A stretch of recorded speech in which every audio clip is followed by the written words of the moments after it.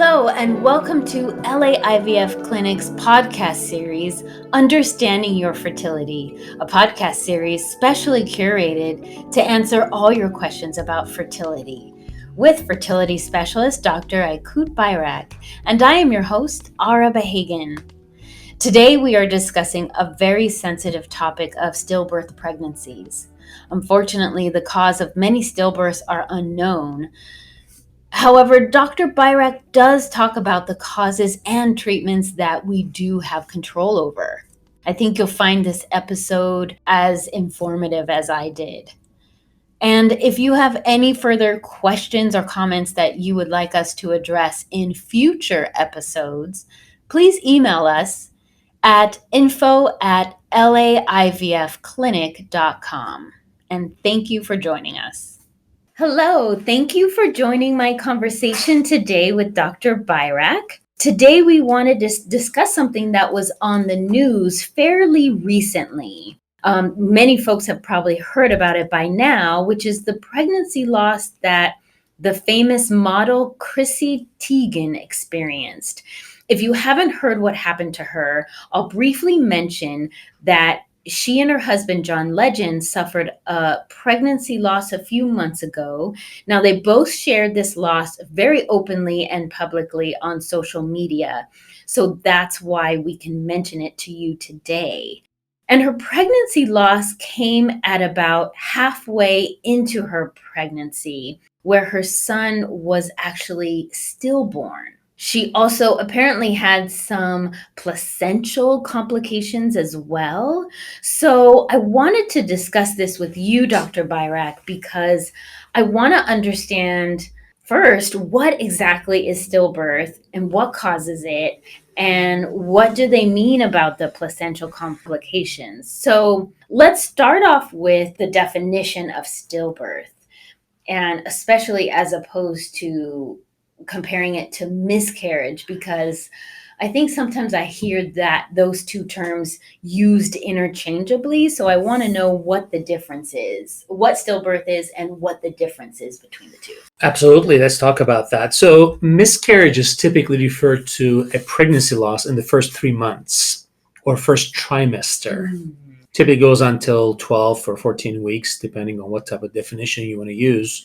But it's typically the miscarriage is an event of the first trimester, whereas a stillborn or stillbirth is typically a pregnancy loss due to the fetus just stopping its development after 20 weeks. So some people just generalize and use stillbirth after 20 weeks, and if it's before 20 weeks, they just simply call it a miscarriage. And some people just use a pregnancy loss between the first trimester and kind of the second trimester as a second trimester loss. Okay. So there are different ways of defining and describing it, but to keep it kind of simpler, it's up to 20 weeks is just in general considered a pregnancy loss or a miscarriage, because most people think that over 20 weeks is viability, where the pregnancy or the fetus can somehow survive outside the uterus, although that really starts after 22, especially 23 weeks. And most viability is still set at 24 weeks, when the baby will be about a pound or somewhere between 400 to 500 grams, where the fetus can potentially live outside of the womb or the uterus. So that is the definition of stillbirth, where the pregnancy was developing, and at some point, for some reason, something happened bad, and the baby stopped developing, where the heartbeat stopped, which eventually will be detected either by the patient, where if it's later in pregnancy, the patient will say, I haven't felt the baby move for a while, which is always a red flag. And eventually the patient goes into the doctor's office. They don't hear the heartbeat. Eventually that's followed by an ultrasound, which then confirms the absence of the heartbeat, which then gives you the diagnosis of stillbirth, which is a devastating diagnosis, because the pregnancy is just so advanced And up until that time, everything's going so well.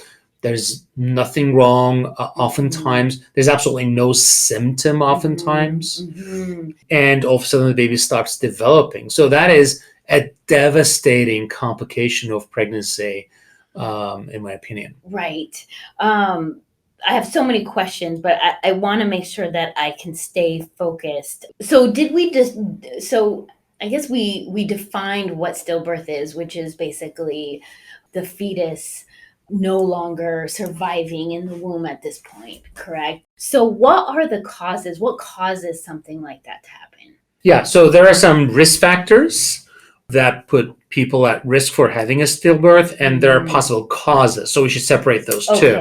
Okay. So, well, first of all, stillbirth is not rare.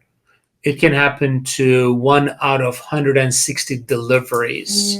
So it's not like it happens once in a while or 1 in 10,000 births or something. So it's not an uncommon outcome, actually, which is very unfortunate. So wait, you're saying the 1 out of 60 is, you're saying after the 20 weeks? So 1 out of 160 deliveries after 20 weeks, right, Gotcha. results in a stillbirth, or about close to 24,000 deliveries per year in the United States.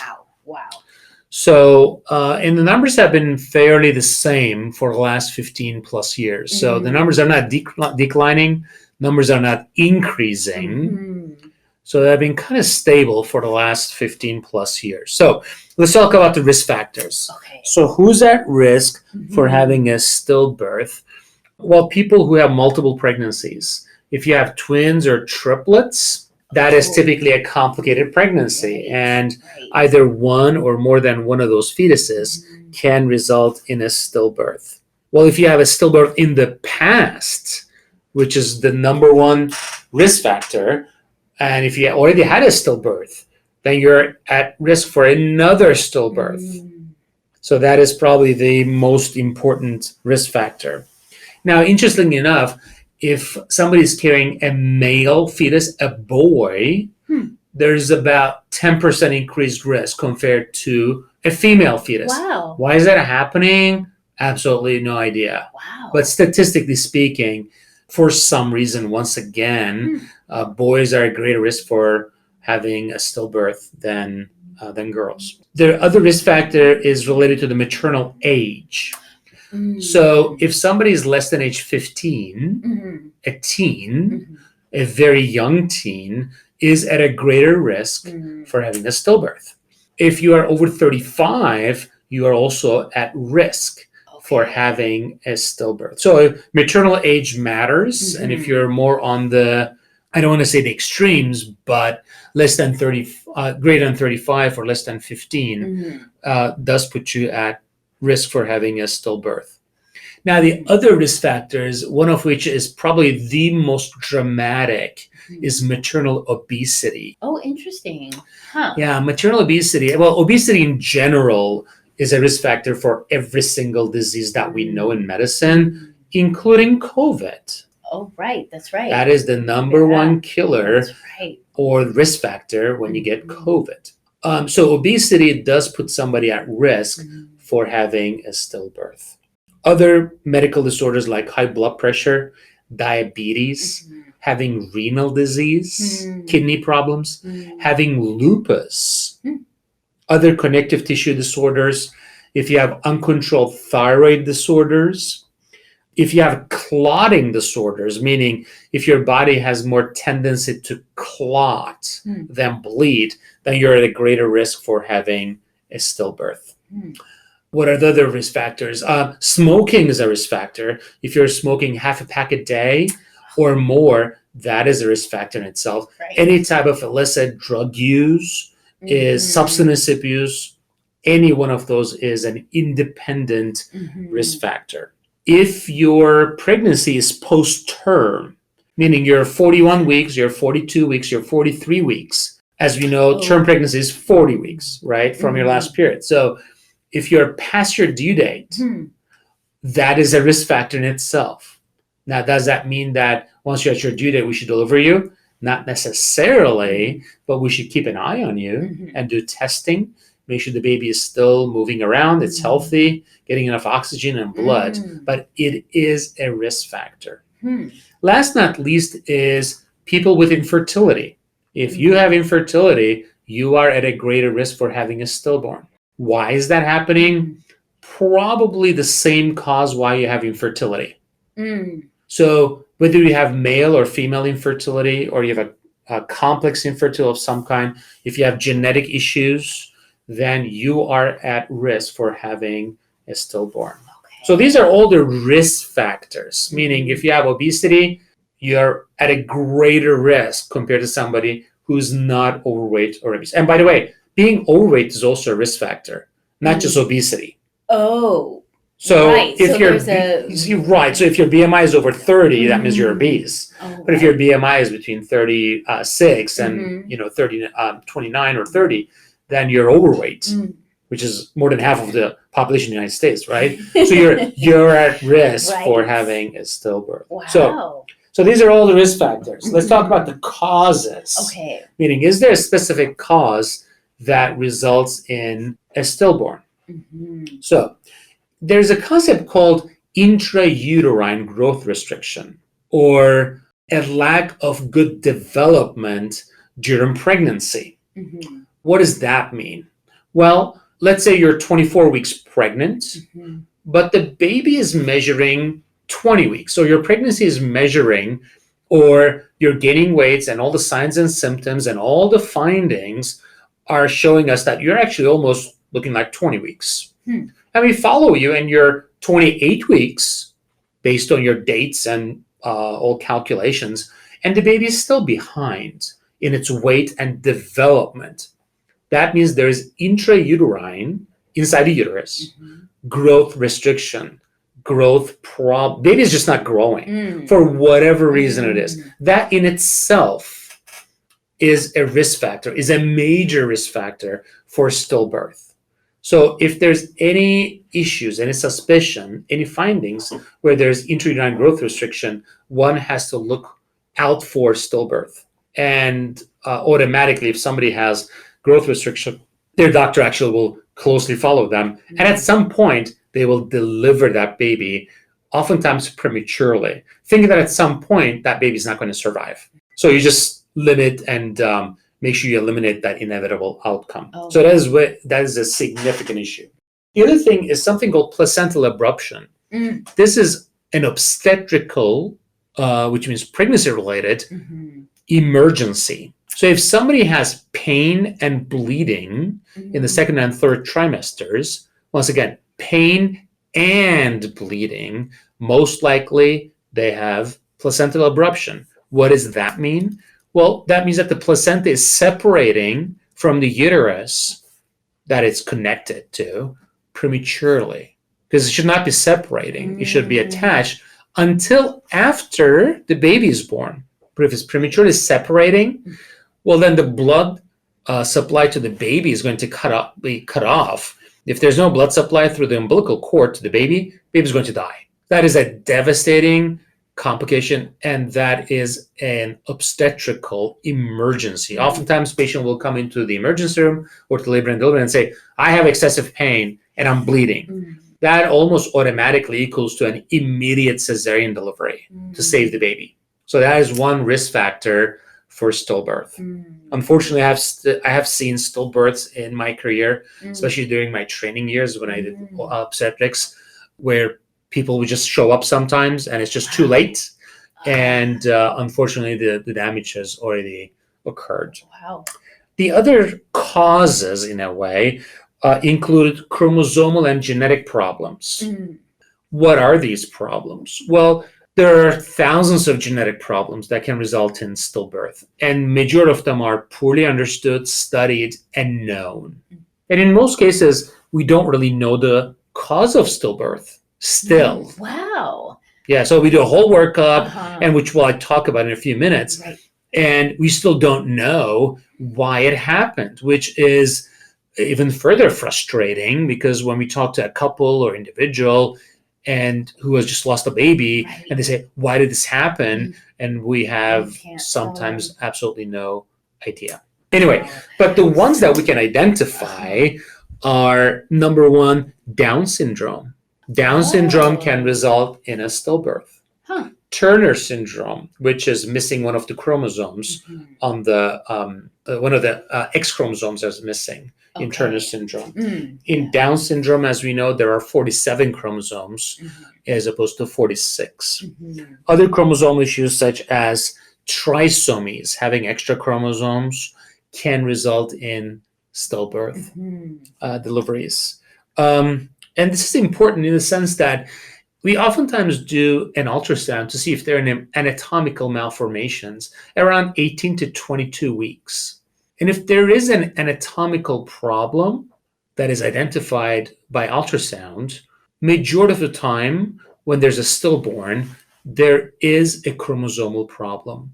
So, and that is interesting in itself in the sense that if there's an anatomical issue, most of the time the doctor will recommend genetic or chromosomal testing. And if there is such an issue, there is a greater risk that that pregnancy is going to result in a stillbirth. So that's important to know.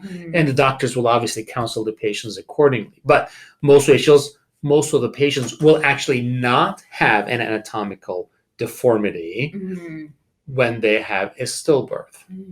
So that in itself is further tricky. And the risk of chromosomal and genetic abnormalities in the absence of anatomical disorders is very low. Meaning, if the anatomy is good, ultrasound is normal, and there's a stillbirth, you just can't, majority of the time, let's put it that way, majority of the time, you cannot find any identifiable chromosomal or genetic problem, which adds to the big mystery, puzzle and the big mystery. Exactly. Right? Oh, that's frustrating. That is quite frustrating. Now, the last few things are, number one, infections.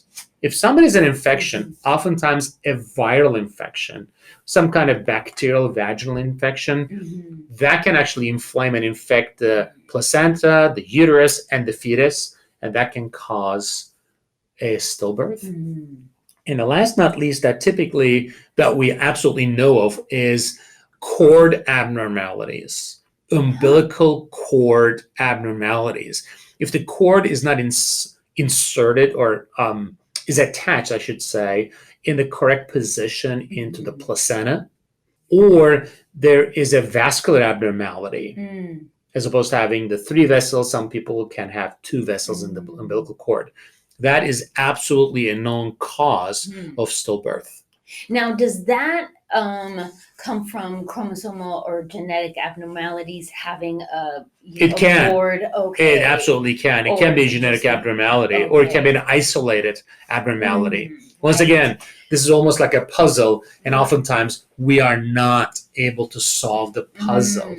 But once again, the main causes are growth problems, abruption, chromosomal or genetic issues, infections, or umbilical cord abnormalities. But I think one thing that we should emphasize is the risk factors. And the number one risk factor that we can actually control for is obesity and medical disorders. So these are all the major causes. Right. So if you, I'm sure, just my guess is that you've had patients come in the past with maybe previous stillbirths and even previous miscarriages. So, but specifically stillbirth, how would you normally treat them, or what would you go through as far as the workup is concerned, and how you would treat it? Right. So first of all, we obviously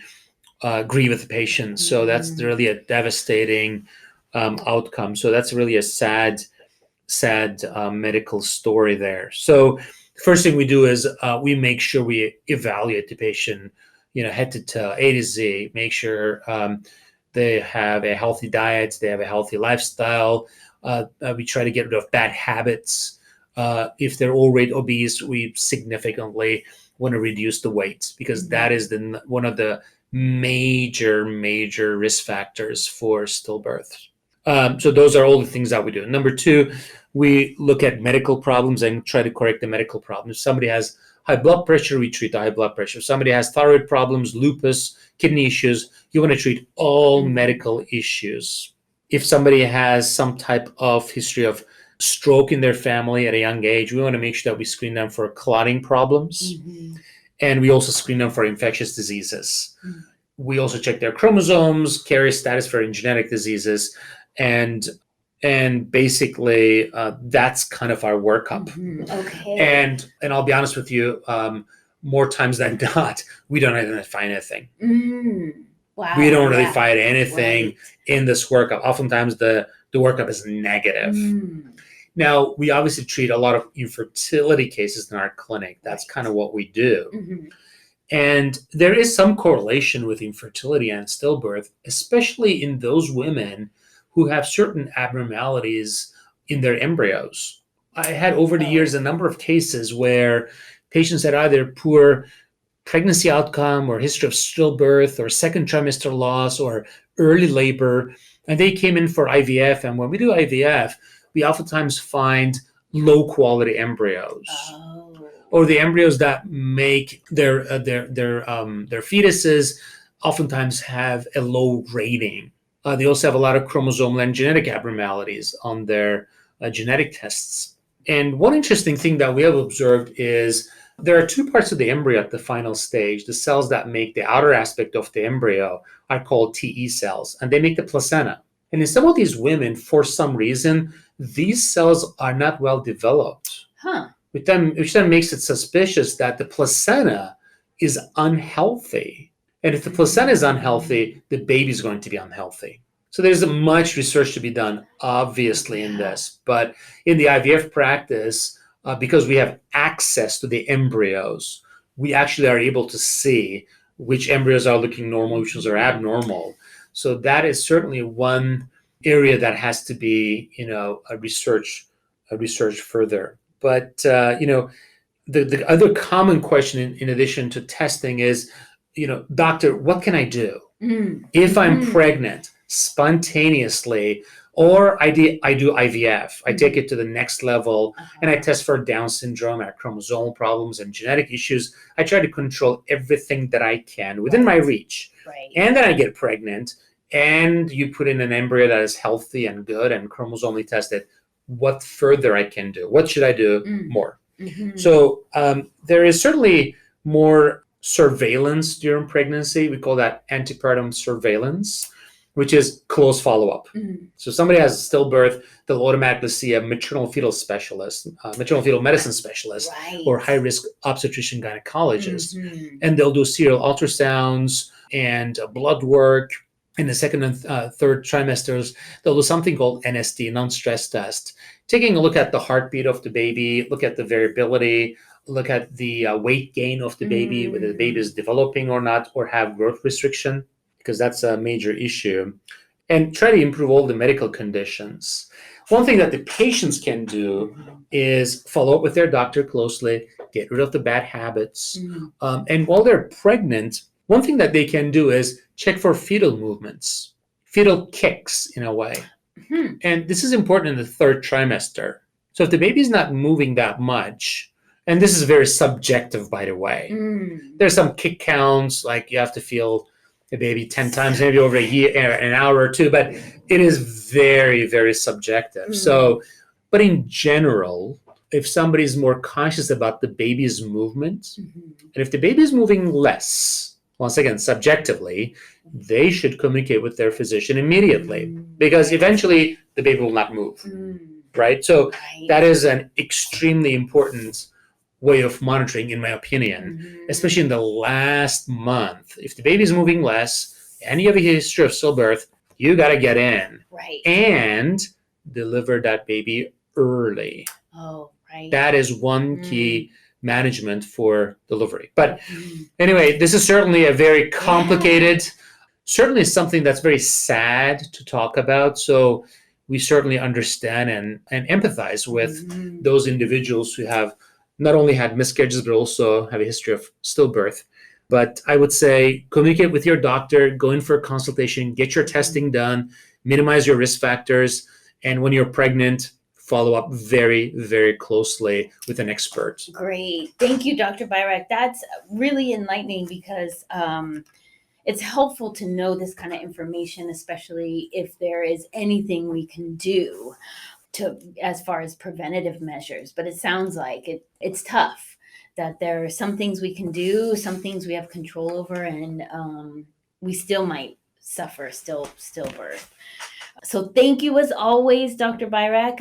It was extremely informative. And to all of you, please send us your questions. If you have any questions that you would like Dr. Byrak to answer on the podcast, please email info@laivfclinic.com and put the words "My Fertility Questions" in the subject line. And you can find out more about Dr. Byrak and LAIVF by visiting our website at www.laivfclinic.com, or follow us on Instagram and Facebook at LAIVF Clinic. And thank you for listening. Understanding Your Fertility is created by LAIVF. Please note that this podcast is intended for a broad understanding of the topics presented. It does not substitute for the medical advice or care of a physician-patient relationship. Podcast listeners should always consult with their healthcare provider regarding any medical condition that requires professional attention. Follow us on Facebook, Instagram, and Twitter. If the information on this podcast was useful for you, feel free to share it.